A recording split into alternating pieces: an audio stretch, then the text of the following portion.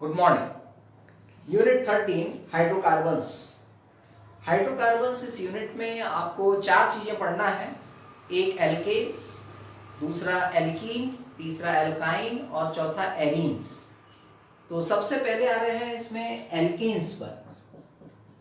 और एल्केन्स की काफ़ी कुछ स्टडी आपने इसके पहले यूनिट में कर चुके हैं, फिर भी थोड़ा सा रिवाइज कर लेते हैं। एल्केन ओल्ड नेम आप जानते हैं, पैराफीन होता है। इसकी कुछ कैरेक्टरिस्टिक है, carbon to carbon single bond मिलते हैं आपको एल्केन में। सेकंड, ओपन चेन कंपाउंड होता है ये। फिर देन थर्ड, सैचुरेटेड कंपाउंड है ये सब आप जानते हैं। फिर इसका एक जनरल फॉर्मूला होता है CnH2n+2 where n equals to 1 2 3 4, इतना हम ले सकते हैं आगे डैश डैश डैश। और इस बेसिस पर इसकी एक होमोलोगस सीरीज भी आप बना सकते हैं। मीथेन, इथेन, प्रोपेन, ब्यूटेन, ये इसकी होमोलोगस सीरीज। सब में CH2 का डिफरेंस है, ये सब आप जानते हैं। ये इसकी होमोलोगस सीरीज। अब हम आते हैं इसमें आइसोमेरिज्म पर। ये आइसोमेरिज्म वाला पार्ट हमने पिछली यूनिट में नहीं पढ़ा था, तो उसको अभी हम यहाँ पे कंफर्म कर लें कि आइसोमेरिज्म क्या होता है। आइसोमेरिज्म एक तरह का फिनोमिनॉन है। इस फिनोमिनॉन में मॉलिक्यूलर फॉर्मूला ये सेम होता है, बट स्ट्रक्चरल फॉर्मूला डिफरेंट होता है।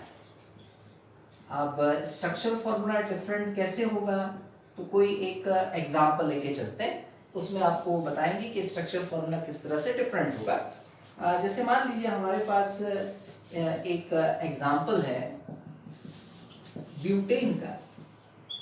ब्यूटेन फॉर्मूला आप जानते हैं C4H10 होता है।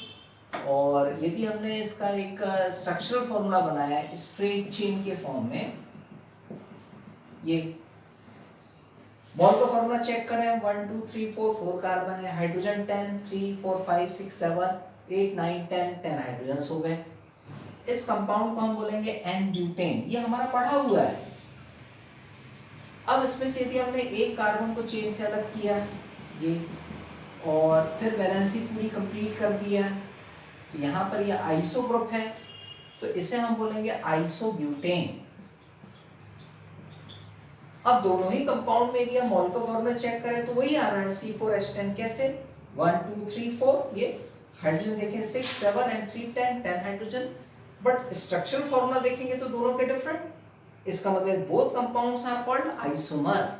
इन दोनों ही कंपाउंड को हम क्या बोलते हैं? आइसोमर। और फिनोमेनॉन को हम क्या बोलते हैं? आइसोमेरिज्म। अब ये जो आइसोमेरिज्म है, इस आइसोमेरिज्म को हम टू क्लासेस में डिवाइड करते हैं, यानी इसके टू टाइप्स होते हैं। वो टू टाइप्स कौन से, पहले उसको कंफर्म करें। टाइप्स ऑफ आइसोमेरिज्म, या फिर हम क्लासिफिकेशन भी उसे बोल सकते हैं। आइसोमेरिज्म, इनके टू क्लासेस है। First structural isomerism and second stereo isomerism. Structural isomerism में फिर 4 आइसोमेरिज्म आते हैं: chain, position, functional group and metamerism. इस तरह से 4 फंक्शनल ग्रुप्स। एंड स्टीरियो में चलते हैं तो 2 टाइप्स आते हैं: कॉन्फ़िगरेशनल एंड सेकंड कन्फर्मेशनल। ये 2 टाइप्स। कॉन्फ़िगरेशन में देखें तो 2 टाइप आते हैं: ज्योमेट्रिकल एंड सेकंड आता है ऑप्टिकल। ऑप्टिकल आइसोमेरिज्म ये हमारे सिलेबस में नहीं है क्लास 11 के, इसे पढ़ना है हमने क्लास 12th में। क्लास 11th में ज्योमेट्रिकल आइसोमेरिज्म है, पर वो एल्कीन वाले चैप्टर में पढ़ना है, यानी एल्कीन वाले पार्ट में पढ़ना है ज्योमेट्रिकल को। अभी हम एल्केन पढ़ रहे हैं, तो ये ज्योमेट्रिकल हम आगे देखेंगे। कन्फर्मेशनल अभी हम देख लेते हैं इसी इसमें। Metamerism, functional group, position change, ये सारे आइसोमेरिज्म अभी हम कंफर्म कर लेते हैं। सिर्फ ज्योमेट्रिकल बचा रहेगा, तो ज्योमेट्रिकल आपको एल्कीन्स वाले पार्ट में समझ में आएगा। ऑप्टिकल हमारे सिलेबस में नहीं है, ये क्लास 12 के सिलेबस में है। सबसे पहले आते हैं चेन पर। चेन आइसोमेरिज्म का मीनिंग क्या है?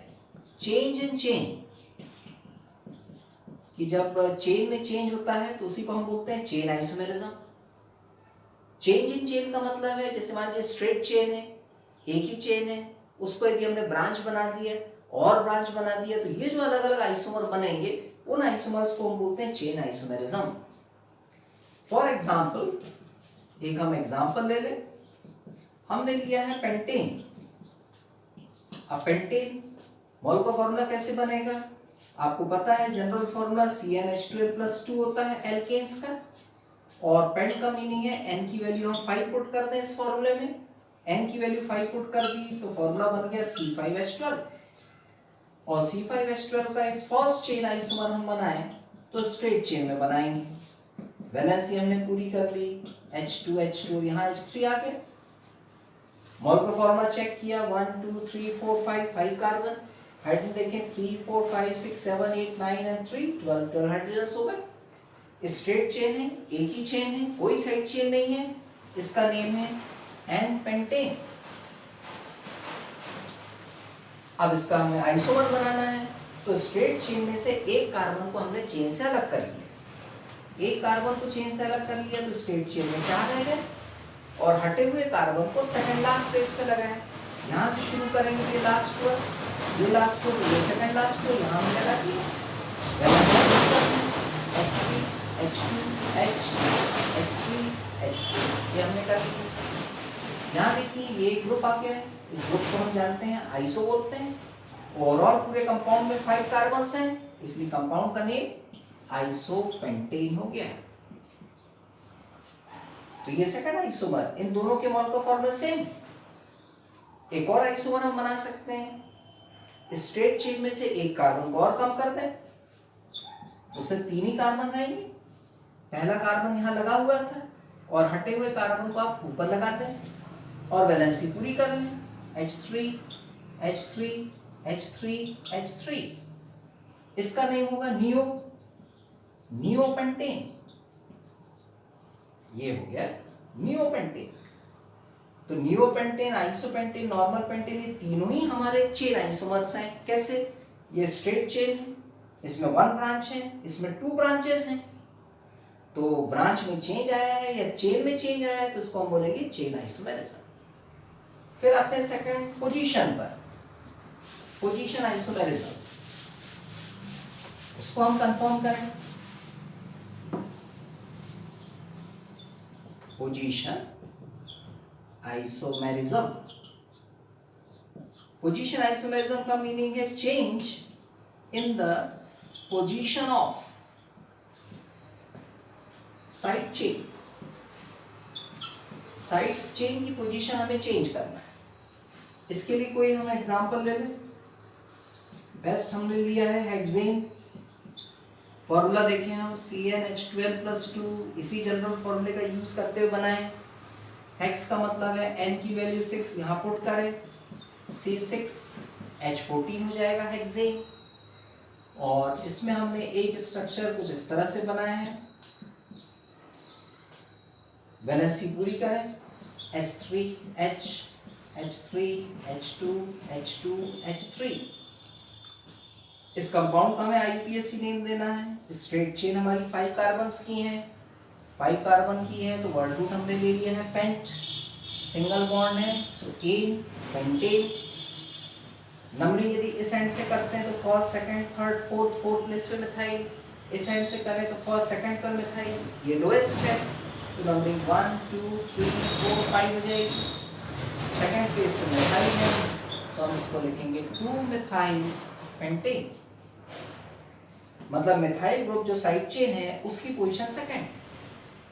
मॉल का फॉर्मूला एक बार चेक कर लें, CCH14 है या नहीं।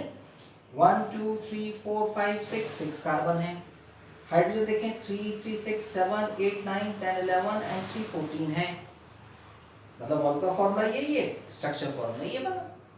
एक और हम कंपाउंड बना सकते हैं इसी में, 5 कार्बन और CH3 हमने यहाँ ले लिया, वैलेंसी पूरी कर लें, H2NH3। अब हमें इस कंपाउंड का नेम देना है। स्ट्रेट चेन में अभी भी 5 कार्बन्स हैं, सो वर्ड रूट हमारा पेंट है, पेंटेन। नंबरिंग हम कहीं से भी करें, first second third, first second third, कहीं से भी करेंगे तो थर्ड प्लेस पे मिथाइल ग्रुप आएगा, मतलब 1 2 3 4 5, सो 3 मिथाइल पेंटेन, ये कंपाउंड का नेम। अब इन दोनों कंपाउंड की कंपेयर कर रहे हैं, इसमें 2 मिथाइल है, इसमें 3 मिथाइल है, यानी मिथाइल ग्रुप सेकंड प्लेस पर, मिथाइल ग्रुप थर्ड प्लेस पर। तो साइड चेन की पोजीशन में चेंज हुआ, इसलिए इनको हम बोलते हैं पोजीशन आइसोमर्स, और कंप्लीट फिनोमेनॉन हो जाएगा पोजीशन आइसोमेरिज्म। फिर आते हैं फंक्शनल ग्रुप पर, फंक्शनल ग्रुप आइसोमेरिज्म पर।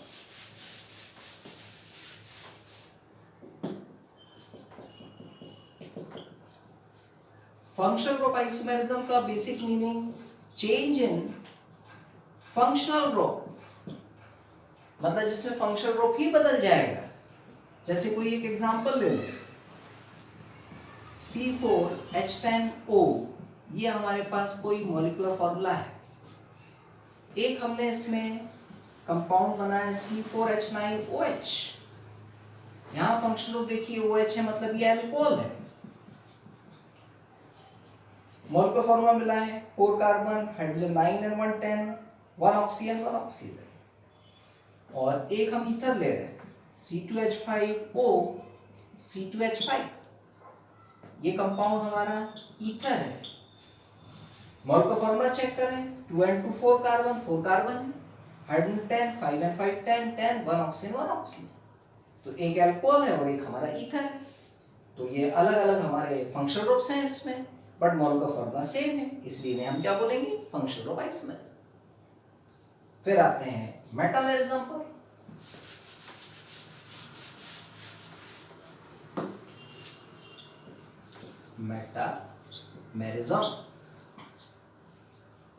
मेटामेरिज्म उन्हीं फंक्शनल ग्रुप्स में होता है जिसमें 2 वैलेंसी फ्री होती है, जैसे कीटोन, सेकेंडरी एमीन,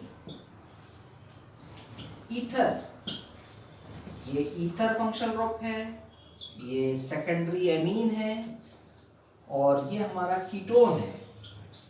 ये जो 3 फंक्शनल ग्रुप्स हैं, इन 3 फंक्शनल ग्रुप्स में हमें मेटामेरिज्म मिलता है।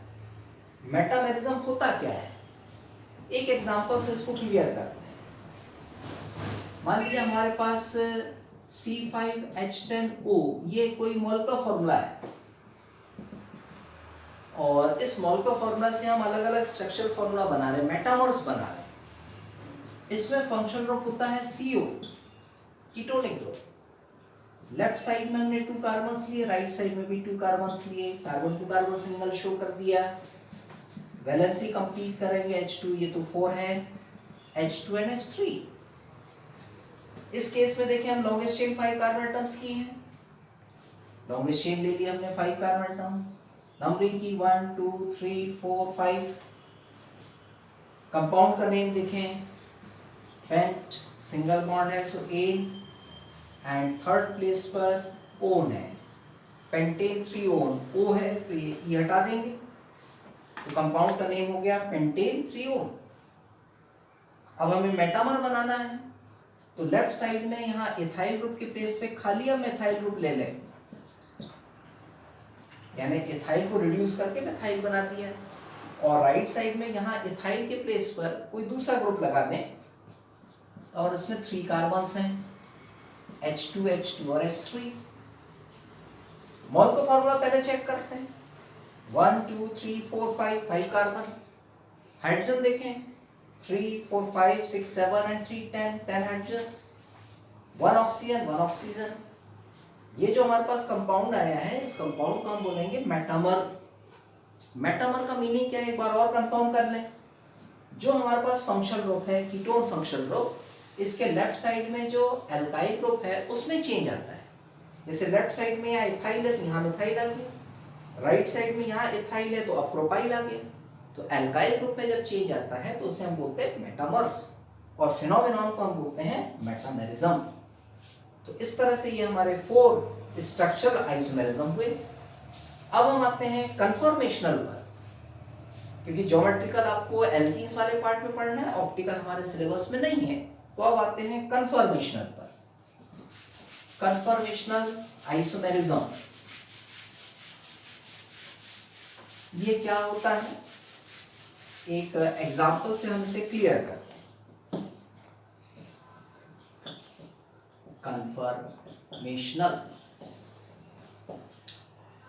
कन्फर्मेशनल में हम एक एग्जांपल ले रहे हैं इथेन। इथेन फॉर्मूला जानते हैं आप, C2H6 होता है, 2 कार्बन्स के बीच में सिंगल बॉन्ड होगा, वैलेंसी H3H3 करके हमने पूरी कर ली। कन्फर्मेंस का मतलब ये है कि ये जो हमारे पास सिग्मा बॉन्ड है, इस सिग्मा बॉन्ड की मदद से हम इस मिथाइल ग्रुप को क्या कराते हैं, रोटेट कराते हैं। यानी 2 मिथाइल ग्रुप हैं यहाँ, एक मिथाइल ग्रुप ये है और एक मिथाइल ग्रुप ये है, 2 अलग अलग मिथाइल ग्रुप हैं। मतलब आप ऐसा मान के चलिए कि 2 बॉल्स हैं और बीच में एक रॉड है। एक बॉल जो है इस रॉड से परमानेंटली कनेक्टेड है, यानी एक जो हमारी बॉल है ये रॉड से जुड़ी हुई है, मतलब ये हमारी कांस्टेंट है, और इसकी हेल्प से ये जो हमारी CH3 वाला ग्रुप है इसको हम रोटेट करा रहे हैं। मतलब हम इमेजिन कुछ ऐसा कर सकते हैं, CH3, ये जो पहला CH3 है ये कांस्टेंट है, और जो दूसरा CH3 है वो ये है, और ये पूरा पार्ट कांस्टेंट है, ये पूरा पार्ट कांस्टेंट है, और इस कांस्टेंट पार्ट की मदद से हम इस CH3 को रोटेट करा रहे हैं। ठीक वैसे ये रोटेशन होगा जैसे फैन घूमता है, जो सीलिंग फैन है वो हमारा घूमता है, वैसे इसकी जो 3 ब्लेड्स हैं ये भी क्या होंगी, मूव करेंगी। तो देखिए 3 ब्लेड्स कैसी मूव कर रही, स्लो मोशन में भी हम मूव कराएंगे। तो H यहाँ आएगा, ये H यहाँ जाएगा, ये H यहाँ जाएगा, फिर ये वाला H यहाँ आएगा, फिर ये यहाँ जाएगा, फिर ये यहाँ जाएगा। अब शायद मिनी कन्फर्म, यानी अलग अलग ज्योमेट्रीज बनती जा रही हैं, अलग अलग स्ट्रक्चर्स बनते जा रहे हैं। These structures are called conformers, और ये जो कन्फर्मर्स बनते हैं ये इनफाइनाइट बनते हैं, ढेर सारे बनते हैं। इन ढेर सारे कन्फर्मर्स में 2 हमारे एक्सट्रीम होते हैं। 2 एक्सट्रीम होने से मतलब जो पहला है उसे हम बोलते हैं स्टैगर्ड, और जो लास्ट वाला है उसे हम बोलते हैं इक्लिप्स्ड।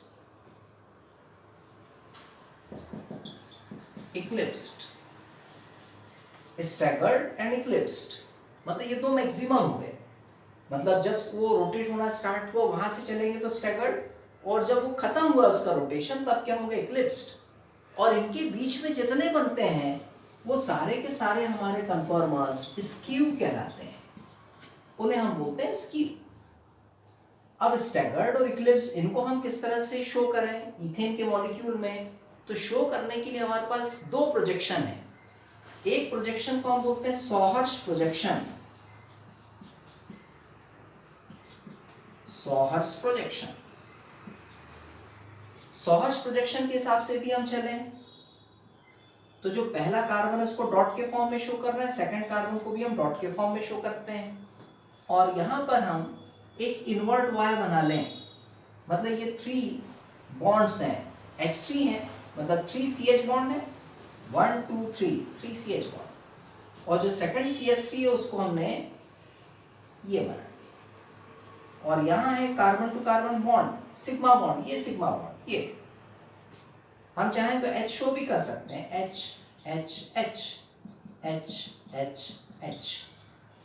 तो ये जो फॉर्म बना है इस फॉर्म को हम बोलते हैं स्टैगर्ड, ये स्टैगर्ड फॉर्म। इक्लिप्स कैसे बनेगा, ठीक है, सही 2 पॉइंट्स, एक कार्बन ये दूसरा carbon, sigma bond, first group methyl group constant है, मतलब ये ग्रुप हमारा कांस्टेंट है, तो यहां भी हमने वैसे ही बनाना है, इन्वर्ट हुआ है तो यहां भी इन्वर्ट हुआ है, बट ये वाला ग्रुप हमारा चेंज हो गया है, रोटेट हुआ है। तो इक्लिप्स वाले केस में उसे कुछ इस तरह से आपने बनाना है, लाइक दिस, ऐसा बनाएंगे। तो ये हमारा है eclipsed form.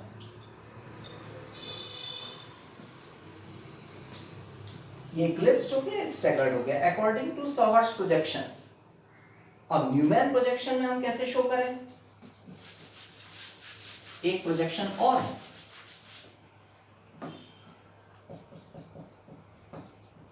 Newman projection.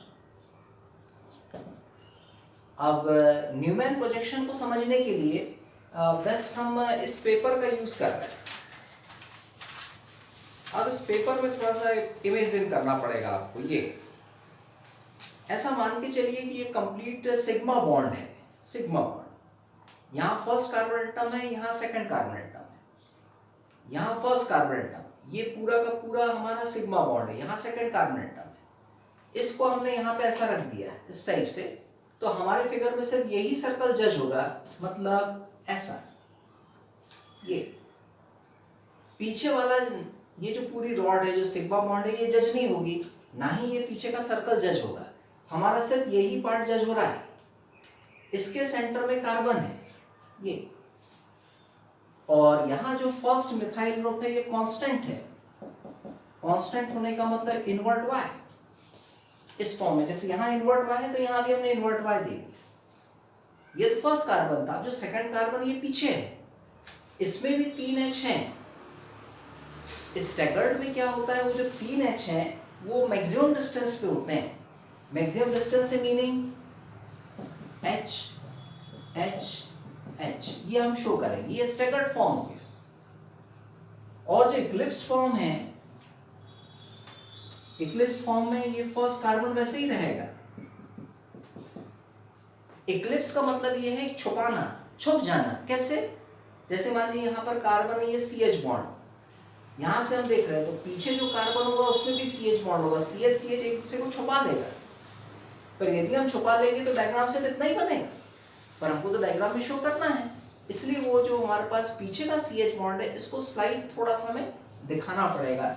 Slide थोड़ा सा दिखाने से meaning like this, like this, like this. ये हमारा है इक्लिप्स्ड और ये हमारा है स्टैगर्ड। इस तरह से ये हमारा न्यूमैन प्रोजेक्शन होता है। ध्यान रखेंगे इक्लिप्स में वैसे तो ये CH बॉन्ड पूरी तरह से छुप जाना चाहिए। छुप जाएगा तो हम सेकंड कार्बन एटम को शो नहीं कर पाएंगे अपने डायग्राम में, इसीलिए हमने थोड़ा सा इसको इसके क्लोज इस तरह से शो कर दिया, मतलब ये इक्लिप्स्ड है। और यहाँ पर ये काफी मैक्सिमम डिस्टेंस पे, तो इसलिए स्टैगर्ड है। तो इस तरह से ये दो हमारे प्रोजेक्शंस हैं, सॉहर्स प्रोजेक्शन है, न्यूमैन प्रोजेक्शन। यहाँ ये सारा आइसोमेरिज्म वाला टॉपिक कंप्लीट हुआ। अब आते हैं मेथड्स ऑफ प्रिपरेशन पर।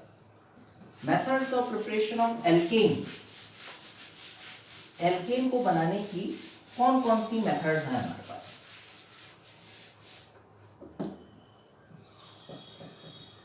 Methods of preparation of alkanes.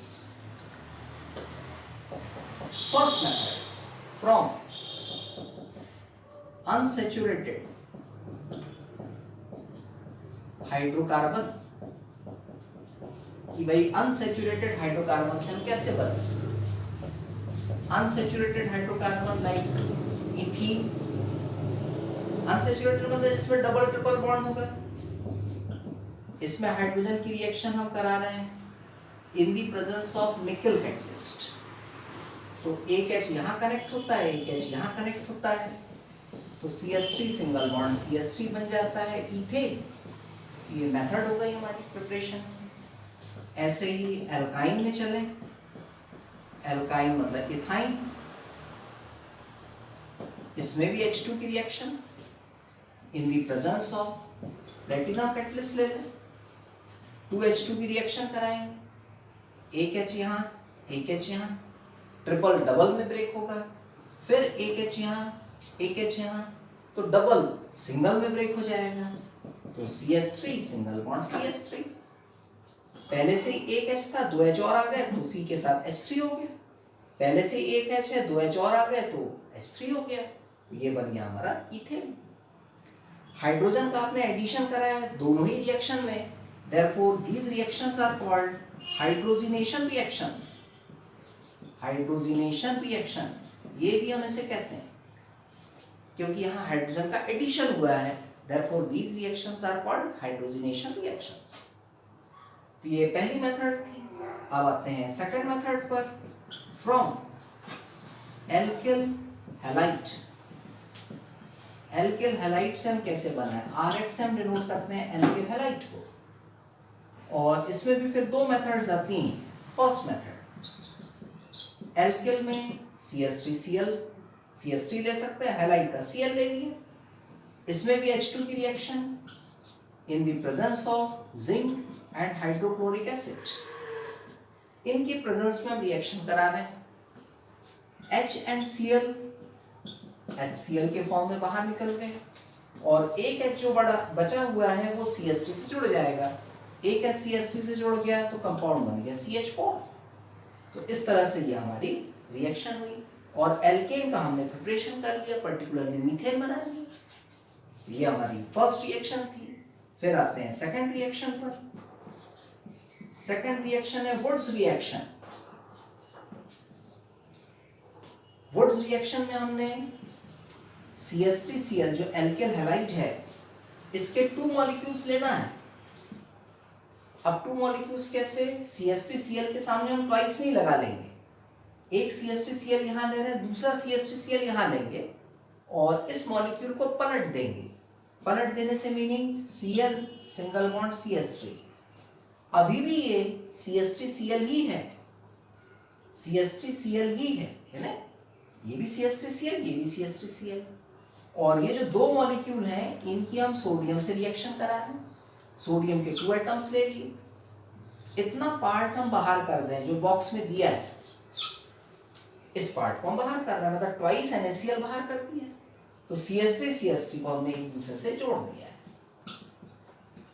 Plus twice NaCl remove. इस तरह से हमने इथेन बना लिया. इस रिएक्शन को हम बोलते हैं वुड्स रिएक्शन. फिर आते हैं थर्ड मेथड पर. Third method from carboxylic acids.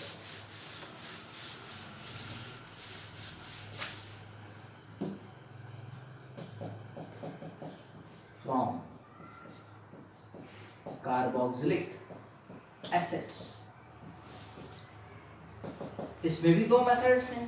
First method decarboxylation reaction. ये नेम रिएक्शन के फॉर्म में पूछी जाती है. CH3COH ये जो हमारा कार्बोक्सिलिक एसिड है इसमें हम सोडियम की रिएक्शन करा रहे हैं. तब CH3CONA हाइड्रोजन गैस यहां से इवॉल्व हो जाएगी. इक्वेशन को बैलेंस करें, twice twice twice, equation balanced. Compound बन गया हमारा सोडियम इथेनोएट. और ये जो हमारा सोडियम इथेनोएट है इसमें हम सोडा लाइम की रिएक्शन करा रहे हैं. Soda lime actually soda lime it is a mixture of NaOH and CaO. इसका मिक्सचर है, उसकी हम रिएक्शन करा रहे हैं. इतना पार्ट हमारा अलग हो जाएगा. H जुड़ जाएगा CH3 से, इसका मीनिंग CH4 बन गया प्लस Na2CO3 रिमूव. Na2CO3 आपका अलग हो जाएगा. मीथेन आपने फॉर्म कर दिया. तो इस रिएक्शन को हम बोलते हैं डीकार्बोक्सिलेशन. डीकार्बोक्सिलेशन क्यों बोलते हैं? डी का मतलब होता है removal and removal of carboxy group. Carboxy मतलब CO ग्रुप. इस ग्रुप का रिमूवल हुआ. देखें इस ग्रुप का रिमूवल हो रहा है कि नहीं. इस कंपाउंड में यहां से CO निकल रहा है, इसीलिए इस रिएक्शन को बोला जाता है डीकार्बोक्सिलेशन रिएक्शन. लास्ट मेथड पर आ रहे हैं. लास्ट मेथड है Kolbe's electrolytic method. Kolbe's electrolytic method and Kolbe electrolytic method में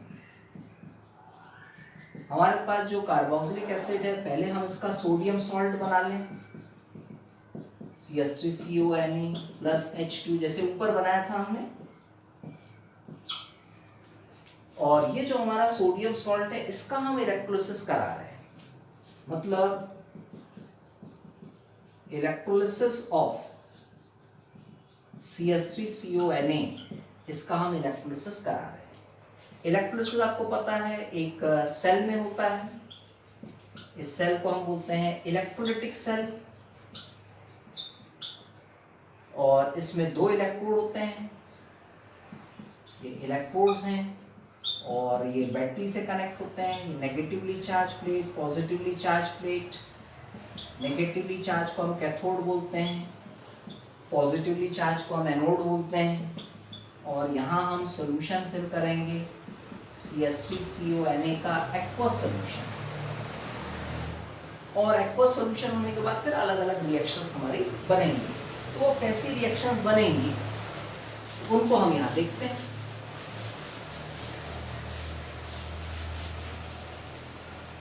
फर्स्ट CH3CONa, इसके जो 2 मॉलिक्यूल्स हैं ये डिसोसिएट हो जाते हैं एक्वस सॉल्यूशन में, CH3CO- प्लस Na+ में। इक्वेशन को बैलेंस करें तो यहाँ ट्वाइस, यहाँ twice, equation balanced. 2 plus and 2 एक दूसरे को न्यूट्रलाइज कर देगा। एट कैथोड, कैथोड आपको पता है नेगेटिवली चार्ज है, इस नेगेटिवली चार्ज पर पॉजिटिव आयन डिपॉजिट होता है। पॉजिटिव आयन से मतलब है 2Na+, और ये 2Na+ 2 इलेक्ट्रॉन्स को गेन करेगा, और गेन करने के बाद ट्वाइस Na में कन्वर्ट हो जाएगा। ये जो हमारे पास ट्वाइस Na है, सोडियम आपको पता है हाईली रिएक्टिव मेटल है, एक्वस सॉल्यूशन है, मतलब वहां वाटर प्रेजेंट है, तो वाटर से रिएक्शन करके ये NaOH बना लेता है, साथ ही साथ हाइड्रोजन गैस भी देता है।